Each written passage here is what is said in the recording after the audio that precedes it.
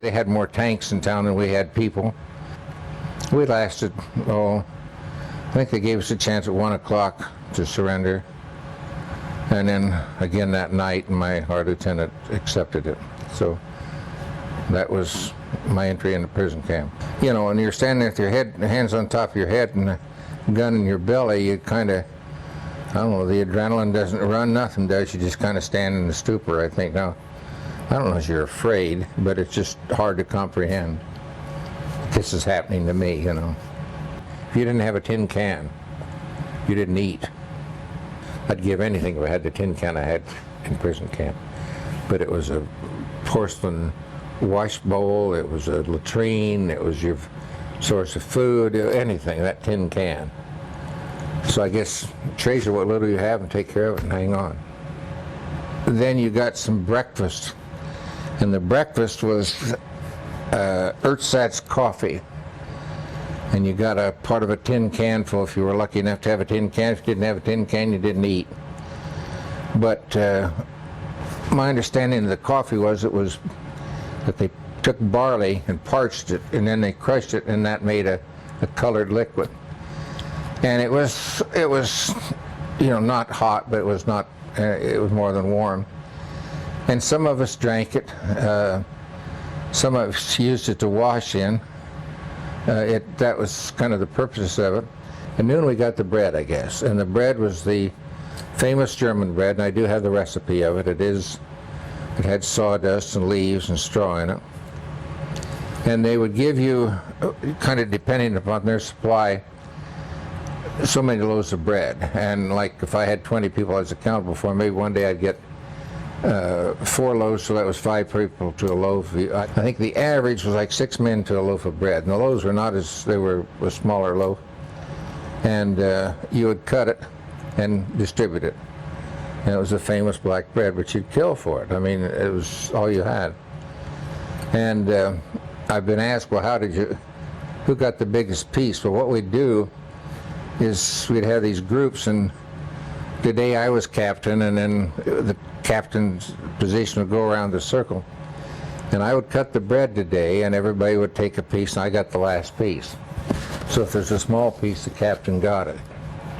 That was how we kept from fighting about you got the biggest piece. And then at night, you know, 4:30 or 5, of course it was winter and it got dark. It was dark all the time, it seemed like. But that's when we got our can of soup. Because normally it was either the tops of cow beets or the bottoms. There was a lot of bugs and a lot of protein in it and a lot of dirt, and you got a part of a can of that. That was your 3 meals. And I remember one time we had a can of condensed milk. And how do you divide that with 6 people or anything else, you know? So somebody said that their mother made caramel that way or something. So from the way I remember it, he poked a hole, no, maybe not poked a hole in it, but he put it in hot water and cooked it, I guess, and it did almost turn to caramel. So then they could slice it like in 6 pieces, so we all had a piece of caramel. I've been knocked down several times with the stock of a rifle across the back of your neck and your shoulder. It kind of chopped you down, and sometimes you knew why, and sometimes you had no idea why. And I said, I make it sound like it was a daily occurrence, but it happened a few times. And like road marches, we were moved. I don't know, we were on the road 3 or 4 days at a time, sometimes marching someplace. And the guards that you had if they were on for 8 hours, you know, you could have a set of good guards that would treat you humanely, and the next time you might have a set of guards that were very inhumane. And then instead of waiting on the wagon to pick you up, they'd shoot you and leave you in the ditch. You never knew what to expect. But I was interrogated there by this guy, lieutenant, and through an interpreter, and I didn't know anything. I couldn't answer, you know, when did you see some panzer, not some artillery group, or when did you see a certain armored division and stuff? I didn't know anything. And I think back now, 65 years later, I really couldn't prove to you I was ever in Germany. I don't know where I was during the war. I was where they put me, where I ended up. Whether it was in a apple orchard or in somebody's living room, I don't know. But anyway, he interrogated me. I didn't know anything except my name, rank, and serial number, and they wanted to know where we'd seen artillery outfits, where we'd done this, where we're doing that. And no, I couldn't tell him anything. I didn't know anything, and I wasn't supposed to anyway. Well, he didn't like the treatment so that I was giving him or the answers. So he stood me at attention outside of the door, and it was a blizzard. And it seems like it was 8 hours, but it's probably 2 hours or something. But they changed guards about every 20 minutes on me. And I remember I'd try to work my hands, to keep them from freezing. So anyway, when they finally called me in, I could hardly bend my arms. I was so cold. And all at once, he was the nicest guy in the world. He gave me a cigarette and a drink of cognac and spoke fluent English.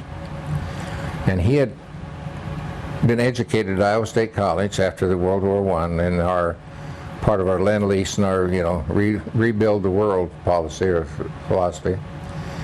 He had lived with an uncle in Davenport, and I think his uncle, if I remember correctly, was editor or owner of the newspaper. I don't know what the Davenport paper would be. And he knew more about Des Moines than I did, or Iowa. I had never been to Des Moines but 2 or 3 times in my life, probably at that point in my life. But he spoke fluent English, and I still didn't know anything, and I was dismissed. Yeah, I wrote every time they had some Red Cross card letter forms, and I wrote every time I got one. None of them ever got home, but I wrote them every time. In the time I was a prisoner, I think I shared 4 Red Cross boxes. I think you were supposed to get a box per man per week. And I think I shared 4 boxes, and we would divide them, again, like the bread. I think once like 4 people, and twice like 6 people, and the 4th time we had like 14 or 15 people on a box. And the Germans were charging us, I think there were 5 packs of cigarettes in a parcel, and I think they charged us 2 packs of cigarettes per parcel delivery fee.